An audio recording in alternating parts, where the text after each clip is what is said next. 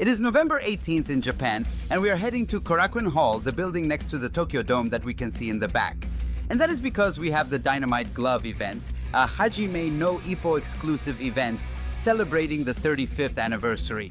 We are already heading to Korakuen Hall. It had been a long time since I had been in this area, and it is my first time entering this legendary stadium, where in the manga many extremely famous fights have taken place. It is definitely majestic, and at night with the Tokyo Dome in the background, it is simply beautiful. The entrance to Korakuen Hall was on the 5th floor, so I proceeded to take the stairs. I could have taken the elevator, but I didn't even realize there was one. That's how dumb I was that day. When arriving at the area where the event was being held, we could see an entire hallway decorated with an Ippo theme, of course, and with the Kamogawa gym. Simply spectacular. We began to walk along the hallways, and immediately an exhibition begins where we can see all the characters with an exclusive drawing from the author.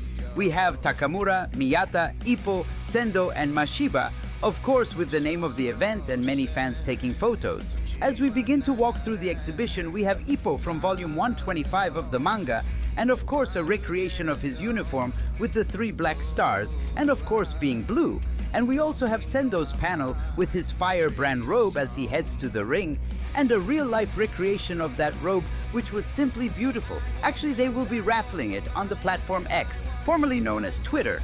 Then we walk and see many manga panels framed and displayed.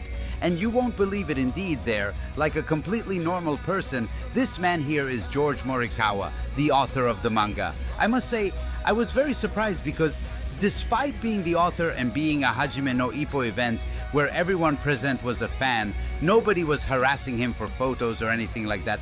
When I saw him, I actually started shaking and didn't know what to do. Should I approach him, ask for a photo, or say something? But since nobody was bothering him, so to speak, I simply didn't do anything until I realized there was a line, exactly the one you can see on the left, and it was to take a photo with him. So I obviously got in line and waited for my moment. It is very curious how many people didn't even notice that you could take a photo with the author. He was among everyone as if he were just another person. He really did not stand out at all. And here I proceeded to approach him, give him my thanks and take photos with him, tell him I was from Chile, and then take a couple of pictures. Simply the legendary, being able to shake Morikawa's hand, an idol, and I showed him a message on my phone, obviously thanking him for his work, telling him he had changed my life, and of course telling him to bring Randy Boy Jr. back. During this event, I met a guy from Latin America who was from Peru, and I spent the whole time there with him. So here I recorded him taking his picture with Morikawa, and everything I just showed you was even before showing the ticket. Literally anyone without even having a ticket could have come and taken a photo with Morikawa. But when officially entering the event, they gave you a random card, which in my case was Ippo, so I cannot complain, and a pamphlet with all the event information. Korakuen Hall inside is spectacular, and part of the exclusive decoration were the signs of the manga fights in full color, some presented for the first time in an official way, and others we had already seen in other occasions, like at the real-life Ippo gym. Another thing I found extremely interesting was that they had the Japanese champion belts. These are very old, but you will see later that they also had exactly the ones we have seen in the manga. Of course, we also had fight posters like Ippo vs. Wally or Ippo vs. Scratch J. Here we can already see the belt that Ippo won in the anime, simply spectacular. And also other Japanese champion belts, simply incredible to see them in person. The hallway really had a lot of aura, and it is always a pleasure to see these fight posters, some I had seen before, but I never get tired of seeing them. You can really feel the aura. Also, as part of the exhibition, there were several life-size boxers. Later on, I took pictures with them, but it was really nice to see them there and people taking photos. There was a small booth where they helped you do the Dempsey roll. At that moment, a kid was practicing the Dempsey, and that was really adorable. They were also exhibiting a belt that belonged to a member of George Morikawa's gym, the JB Sports Gym. I entered the Korakuen Hall area, and it was truly incredible. I bought a very good seat, so I was very close to the ring, the same one we've seen many times in the series. Also, of course, everything was decorated with different Hajime no Ippo characters, and there were many people, really beautiful. This was my seat. You can see that I was really very close, waiting for the event to begin. I was really nervous and very excited. The event consisted of boxing matches and then an interview with the author. There we could see how the time marker looked. We have Takamura, Sendo, and Ryo Mashiba, of course. very important characters in the series who have had a lot of prominence lately.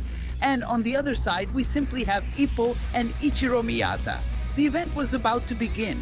We can see how the boxers entered, one of course from the east and the other from the west. I won't show many clips of the fights because honestly every time I tried to record, nothing interesting happened, but I must say there were fights that were extremely interesting and extremely intense. And something worth mentioning is that all the fighters entered with OST from the anime itself, which gave a really impressive atmosphere. I didn't think I would enjoy these fights so much. I'll leave you a couple of clips, but the boxers really shined. They put in incredible effort and went all out. I wouldn't say anyone lacked fighting spirit. Everyone's determination was at its limit. This match, I would say, was the most interesting of all. I think it was the second or the third. The blonde-haired guy you are seeing had a cheering group, his friends and possibly his girlfriend, who shouted a lot to support him, but his opponent was simply too powerful. He not only knocked him down, but gave him a complete beating. I must admire the blonde boxer because during the entire fight, he endured a huge amount of punishment, really something impressive. I managed to record how he was taking those blows, the boxer with red gloves. It was truly an intense match, from start to finish. At times it was impressive how they could endure such powerful punishment.